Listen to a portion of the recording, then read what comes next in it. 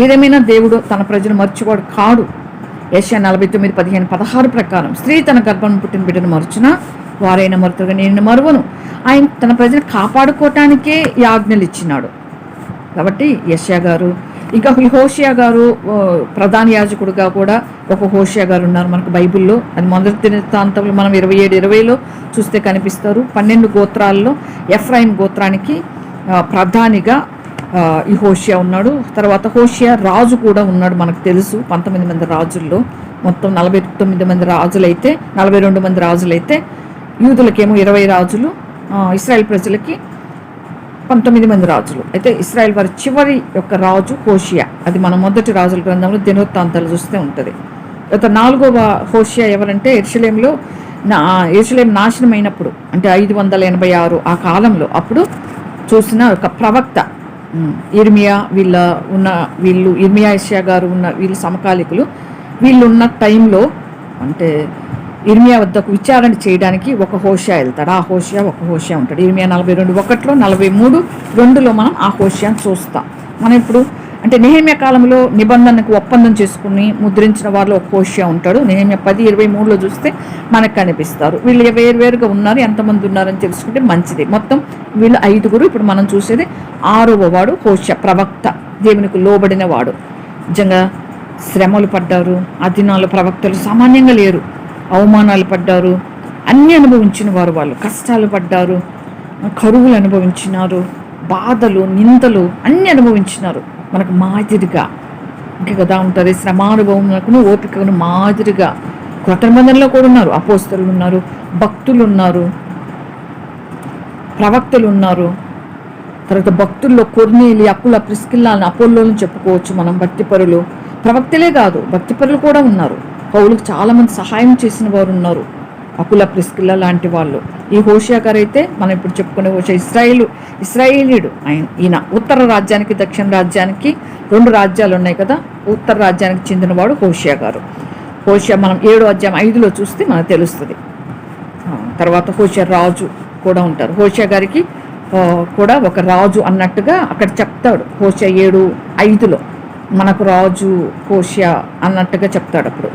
కాబట్టి హోషియా కాలంలో యెరోబాము 2, 2వ యెరోబాము ఉన్నాడు.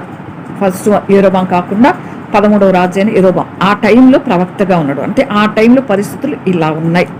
తర్వాత జకర్యా, షల్లూము, మహనయేము, ఆ తర్వాత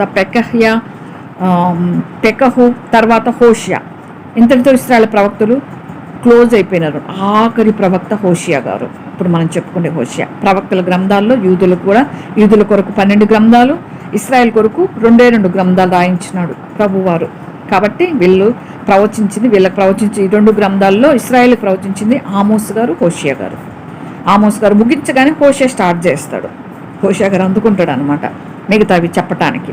ఆమోస్ గారు కొంచెం ముందుగా ఉన్నవాడు, హోషియా గారు తర్వాత. ఇశ్రాయేల్కు తర్వాత రాజ్యమే లేకుండా పోయింది. తర్వాత యూదులే ఒక రాజ్యంగా యూదుల కొరకైన ప్రభువారు సపరేట్ చేసుకున్నాడు. హోషియా గారు 60 సంవత్సరాలు ప్రవక్తగా ఉన్నారు.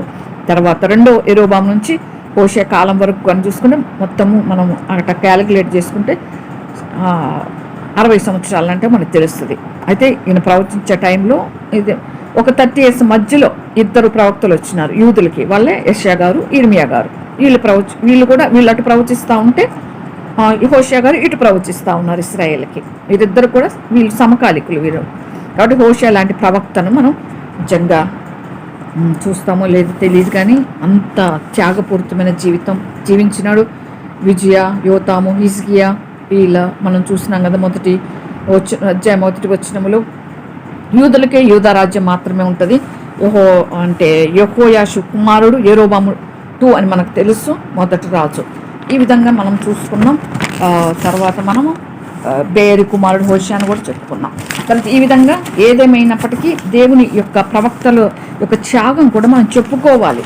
ఎందుకంటే వారి కొరకు దేవుడు గ్రంథాలనే ఇచ్చినాడు. వారి జీవితాన్ని మనకు ప్రభువారు మన కోసం నిజంగా పణంగా పెట్టినాడు అనాలి. అటువంటి జీవితాలు జీవించిన వారు వీళ్ళందరూ కూడా. అందుకే దేవుడు అటువంటి పరిస్థితుల్లో ఉన్నప్పుడు పౌలు గారి చేత పత్రికలు రాయించినాడు. ఇప్పుడు ప్రవక్తల ద్వారా పాత నిబంధన కాలంలో ఎట్లయితే రాసినాడో పౌలు గారు కూడా కొరింథీ పత్రిక ఎందుకు రాసినారు? అక్కడ కొరింథీ సంఘంలో ఉన్న పరిస్థితులను బట్టి అవి కొనసాగింపు వస్తాయి. కాబట్టి ఇప్పుడు మనకు అవి పాఠాలు ఇప్పుడు అలా నేర్చుకోవాలి. నేను అప్పుల్లో వాడిని అంటారు, నేను పౌలు వారిని అంటారు. అప్పటికి 2 గుంపులైనాయి. చూడండి, ఎక్కడైనా గమనించండి, సంఘాల్లో 2 గుంపులు ఖచ్చితంగా ఉంటాయి. ఒకరు ఒకవైపు ఉంటారు, ఇంకొకరు ఇంకొక వైపు ఉంటారు. కాబట్టి అట్లా ఉండకూడదు అంటానికి రాసినారు. దేవుడు రాయించిన ప్రతిదీ కూడా ఒక అర్థవంతమైనది. దేవుడు ఇచ్చిన ఆజ్ఞలు ప్రతివి కూడా ఒక అర్థవంతమైన అవసరానికి పనికొచ్చేవి. కాబట్టి రాజ్యంలో అధిపతులు, యాజకులు అందరూ కూడా చెడిపోయినారు. అందరూ అసలు బాగలేవు పరిస్థితుల్లో. హోషేయ గారి పుస్తకం రాసిన పరిస్థితుల్లో ఇంకా కామన్ పీపుల్ అంటే మామూలుగా జీవించే వాళ్ళు, వాళ్ళ పరిస్థితి ఏంది? రాజా బాగలేకపోతే వీరికి భయం ఏంటుంటుంది? చట్టాలే బాగలేకపోతే జనులు ఎందుకు భయపడతారు? అంతా పాడైపోయినారు. అందుకే హోషేయ గారు మనం 10వ అధ్యాయం 3లో మనం కానీ చూసినట్టయితే ఎందుకు దేవుడు ఈ విధంగా రాసినాడు అనేది ఒక్కసారి మనం 10వ అధ్యాయంలోకి వెళ్దాం.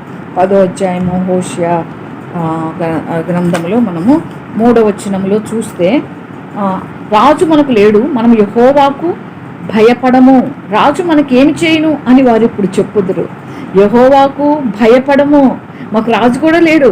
అందుకే దేవుడు ఇశ్రాయేల్ని అస్తమానం బానిసత్వంలో ఉంచి వాళ్ళని ఆ విధంగా ఎందుకు బాధ పెట్టాల్సి వచ్చిందంటే మాట వినట్లేదు కదా. దేవుని మాట వినకపోతే మనుషులకి భయపడాల్సి వస్తుంది. ఉంటే మనుషుల కిందన్నా ఉండాలి, లేదంటే దేవుని హస్తం కిందన్నా ఉండాలి.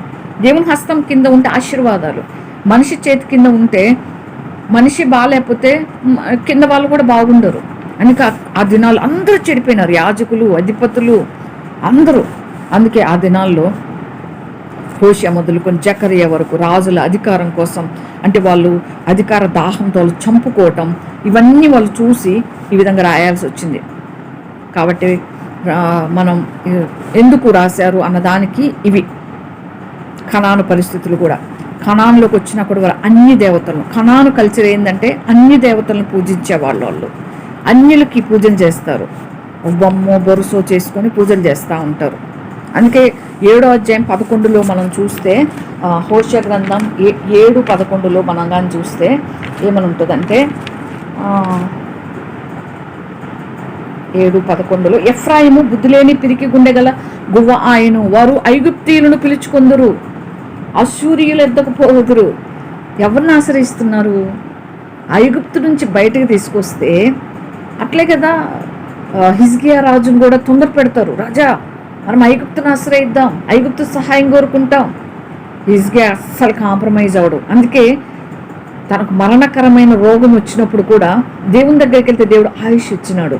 హిజ్కియా, నేను ఎట్టి పరిస్థితుల్లో ఐగుప్తును ఆశ్రయించను, నా పితరుడు దావీదు ఆశ్రయించలేదు, ఐగుప్తును ఆశ్రయించలేదు, నేనెందుకు ఆశ్రయిస్తా? నేను ఆశ్రయించినయ్యా, చస్తే చచ్చిపోతా అంతే, నేను ఆశ్రయించినాను. మీ ప్రజలు ఏం చేస్తున్నారు? ఐగుప్తును ఆశ్రయిస్తున్నారు. ఐగుప్తులో బానిసలుగా ఉండి ఎంత అనుభవించినారు బానిసత్వంలో, వాళ్ళు మర్చిపోతున్నారు. మళ్ళీ ఐగుప్తుకి వెళ్తారు, మళ్ళీ అశ్షూరుకి వెళ్తారు. దేవుని జ్ఞాపకం రావట్లేదు, దేవునికి భయపడటం లేదు. అందుకే ఆ పరిస్థితుల్లో హోషేయ గారి ద్వారా దేవుడు ఆ విధంగా రాయించినాడు. ఇంకా మనం చూస్తే 4వ అధ్యాయం 2లో మనం చూస్తే భయంకరమైన మాట. కనానులో అంట ఓసరీస్, ఐసిస్ అనే 2 దేవతలు. అందులో అదే ఒక దేవత శృంగార దేవత అంట. అక్కడ పాపం చేస్తేనే వాళ్ళకి పంటలు అన్నీ పండుతాయని వాళ్ళు నమ్ముతూ ఉంటారు వాళ్ళు. భారతదేశంలో కూడా అంటే అట్లా అన్నమాట. చక్కటి స్త్రీలతో టెంపుల్స్లో వ్యభిచారం చేస్తే వర్షం పడుతుందని, పంటలు పండుతాయని వాళ్ళు నమ్ముతారు. కనాన్లో కూడా అది ఉన్నింది. ఇశ్రాయేల్ వారి దేవుళ్ళను పూజించడాన్ని బట్టే ఆ విధంగా శాపగ్రస్తమైపోయినారు ఆ దినాల్లో. పాపం, దేవుడు ఎందుకు విగ్రహారాధన వద్దంటాడంటే దాన్ని పెట్టుకొని పాపం చేస్తారు, అందుకు వద్దంటాడు. పాపాన్ని ఎంకరేజ్ చేస్తాయి అవి, పాపాన్ని ప్రోత్సహిస్తుంది ఆ దృశ్యాలు అవన్నీ కూడా. అందుకే లేవికాండం 19వ అధ్యాయంలో మనం చూసుకోవాలా, 29వ వచనంలో మీ దేశము వ్యభిచరింపకయు అని రాస్తాడు.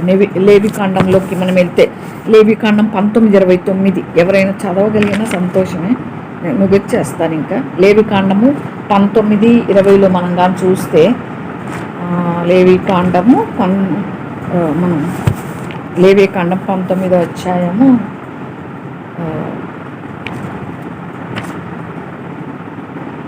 29లో నీ దేశం వ్యభిచరింపకయు దుష్కామ ప్రవర్తనతో నిండకయు ఉండునట్లు నీ కుమార్తె వ్యభిచారణ ఎక్కుటకు ఆమెను వేశ్యగా చేయకూడదు. ఏం చేసేవాళ్ళు ఆ దినాల్లో?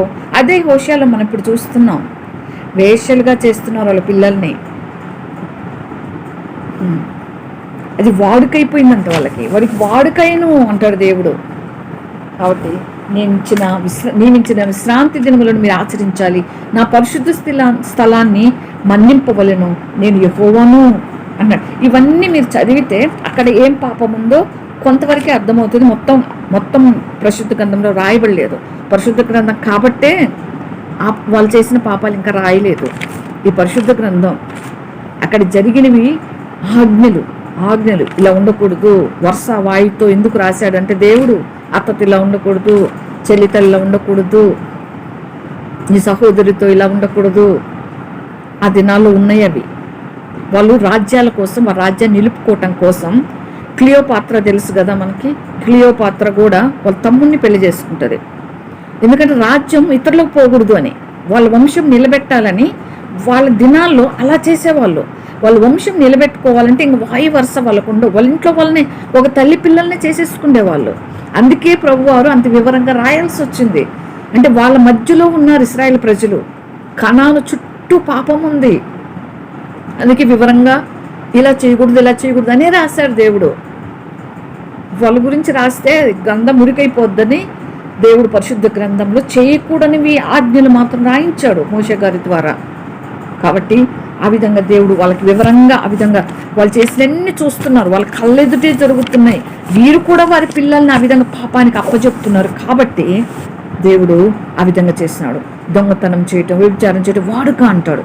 ఇంకా మనం చూస్తే స్కాటోలో చూస్తే దొంగతనం చేస్తే వాళ్ళకి అది నేరం కాదు. వాళ్ళ చట్ట ప్రకారం ఏంటంటే వాళ్ళకి అదొక స్కిల్ అంట. మంచి స్కిల్ ఉంది నీకు, వాళ్ళే తప్పించుకున్నావు దొంగతనం చేసి ఎంకరేజ్ చేస్తారంట వాళ్ళు. మనకి ఇక్కడ దొంగతనం చేస్తే జైల్లో పెడతారు. అట్లా అనమాట. ఒక్కొక్క చట్ట ప్రకారం ఆ చట్టాలు ఆ విధంగా చేసేసినాయి. ఐగుప్తు యొక్క అంటే పాపం వీళ్ళ దగ్గర ఉంది. మెస్పొటేమియాలోని పాపం వీళ్ళ దగ్గర ఉంది. హిత్తీలు చేసే పాపం వీళ్ళు చూస్తున్నారు. వారి పిల్లల్ని అట్లే అప్పచెప్తున్నారు. వాళ్ళ పిల్లల్ని అంటే బలులు ఇస్తున్నారు. వాళ్ళ పిల్లల్ని వ్యభిచారానికి అప్పచెప్తున్నారు. కాబట్టి అందుకే దేవుడు వివరంగా ఆ విధంగా రాస్తున్నాడు.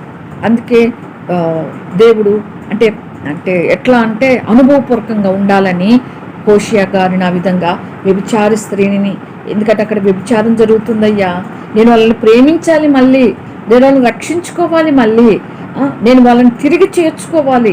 ఎన్నిసార్లు తప్పు చేస్తున్నారు, ఎంత చెప్పినా నా మాట వినటం లేదు, తప్పిపోతూనే ఉన్నారు. తప్పిపోతే నేనైతే మళ్ళీ చేర్చుకోవాలి, నేనైతే సమకూర్చుకోవాలి, ఇంత పరిశుద్ధుడనేయండి. అందుకే నువ్వు కూడా అనుభవంలో నుంచిరా అని దేవుడు అలా చెప్పినాడు. అందుకే 3వ అధ్యాయంలో మనం అంటే మరి యెహోవా నాకు సెలవిచ్చినది ఏమనగా దేవుడు చెప్తా ఉన్నాడు, ఇశ్రాయేలు ద్రాక్ష పండ్లాడాలని కోరి ఇతర దేవతలను పూజించిన యెహోవా వారిని ప్రేమించినట్లు దాని ప్రియునికి ఇష్టరాలే వ్యభిచారిణికు దాని యొద్దకు నీవు పోయి దాన్ని ప్రేమించుము.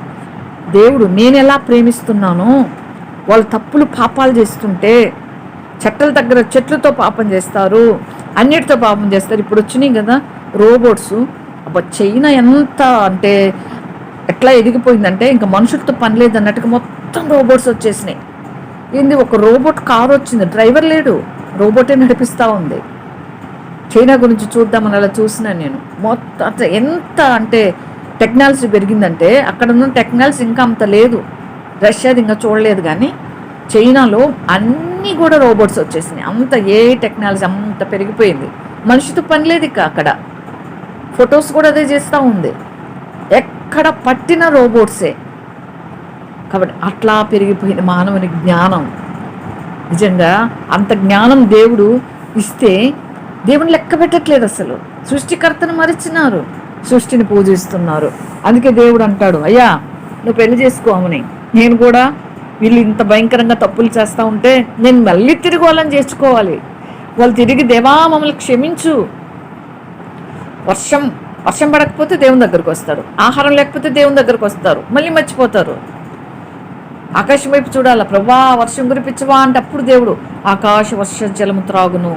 అందుకే దేవుడు కనాను ఎన్నుకున్నాడు. కనాన్లో నదులు లేవు, కనాన్లో వాళ్ళు నీటి మీద ఆధారపడటానికి లేదు, కేవలం దేవుని మీద ఆధారపడాలి. ఇట్లయితే కానీ వీరు నా మాటిన మన పిల్లలకి చెప్తాం కదా, అరే నువ్వు ఇట్టయితే కానీ మాటినావు, అమ్మాయి నువ్వు ఇట్టయితేనే కానీ మాటినావు కండిషన్స్ పెట్టి మనం ఆ వాతావరణం ఉంచడానికి ఇష్టపడతాం కదా.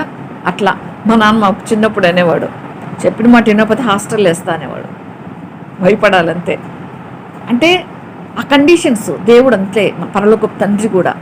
అందుకే కనాన్లో ఉంటే కానీ కనీసం వీళ్ళు బాగుపడతారు.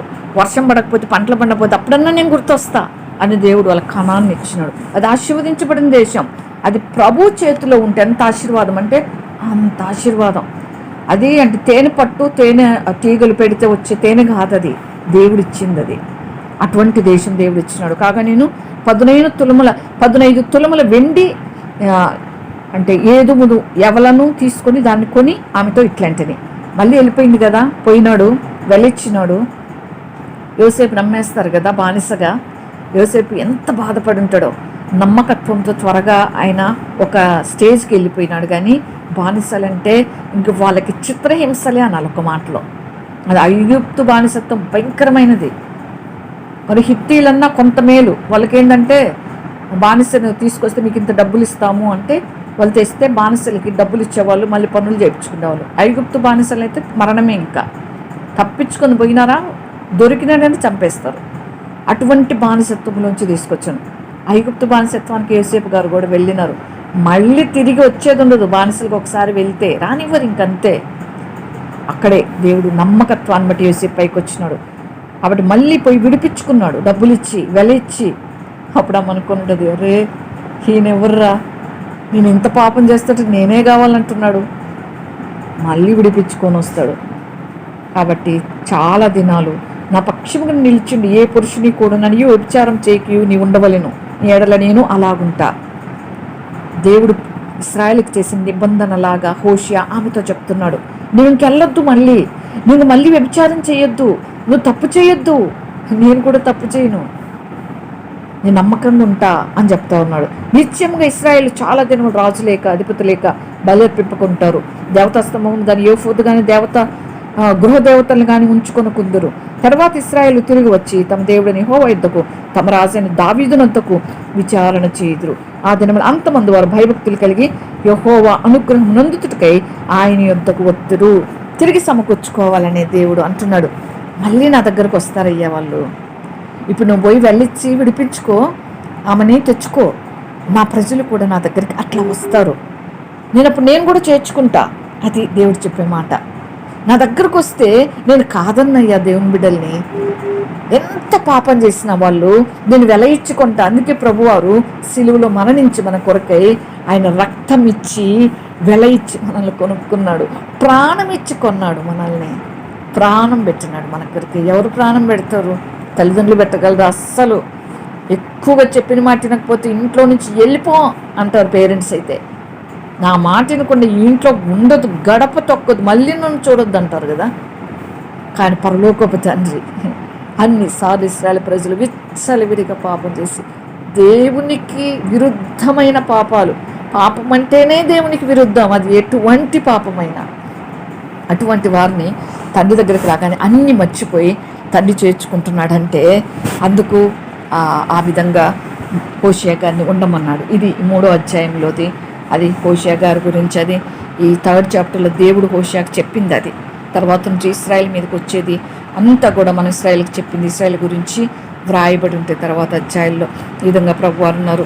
మన పరిస్థితులు కూడా మనం ప్రార్థన చేసుకోవాలి. పరిస్థితులు కూడా అంతగా ఏమీ బాగలేవు, మనకు అందరికీ తెలుసు. న్యూస్ రోజు వింటున్నాం. నేను కూడా నేను చెప్పాల్సి వస్తుంది కాబట్టి వారంలో చాలా వార్తలు తెలుస్తూ ఉన్నాయి. మోడీ గారు చెప్తా ఉన్నారు, పెట్రోల్ ఎక్కువ వాడొద్దు, ఇంధనం ఎక్కువ వాడొద్దు, పెట్రోలు ఇంధనం కొరత వచ్చేసింది, బంగారం ఎక్కువ కొనొద్దు, విలాసంగా జీవించొద్దు, కొంచెం మీరు త్యాగం చేసుకోవాలి. ఏదన్నా ఉంటే ఇప్పుడు కరెంటుతో నడుస్తున్నాయి కదా చాలా ఆటోలు, అవి అలా చేసుకోండి. పెట్రోలు ఇంధనాన్ని వేస్ట్ చేయొద్దు, వృధాగా అక్కడికి ఇక్కడికి వెళ్ళటం చేయొద్దు అని చెప్తా ఉన్నాడు ఆయన. పెట్రోల్ ఇంధనం కొరత వచ్చేసింది, కరువులు వచ్చేస్తున్నాయి. కాబట్టి మనం ఏదేమైనా ప్రభు కొరకు నిలబడాలి. దేవుని చిత్తమై దేవుడు అక్కడ ఆలస్యమైతే తిరిగి దేవుడు సమకూర్చుకుంటాడు. ఇంకా దేవుడు వాక్యం సువార్త ప్రకటించబడాలి, ఇంకా దేవుని బిడ్డలు రక్షించబడాలి అని ప్రభు ఉద్దేశంలో ఉంది కాబట్టి ఆయన అక్కడ ఆలస్యం చేస్తున్నాడు. ప్రతి పరిస్థితి కొరకు మనం ప్రార్థన చేసుకుందాం. ప్రభువుకి ఇష్టంగా ఉండాలి. ప్రభువుని బాధ పెట్టకూడదు. ప్రభువుని బాధ పెడితే మనల్ని మనం బాధ పెట్టుకున్నట్టే. మనము ఎంత పరిశుద్ధంగా ఉంటే మన బతుకు అంత విలువ ఉంటుంది. మన జీవితము విలువగా ఉండాలనే ఆయన మనకి ఇవన్నీ బోధ చేస్తున్నాడు. తల్లిదండ్రులుగా మనమే పిల్లలు తప్పు చేస్తే సహించలేం కదా. పరిశుద్ధుడైన పరమ తండ్రి మనల్ని ఏ తప్పు చేసినా సహించలేరు. కాబట్టి ఆ విధంగా మనకి దేవుడిచ్చిన పరిశుద్ధతను కాపాడుకుంటూ ప్రభు కొరకే, ఆయన మహిమ కొరకే జీవించలాగున పరిశుద్ధాత్మ దేవుడు మనకు సహాయం చేయను.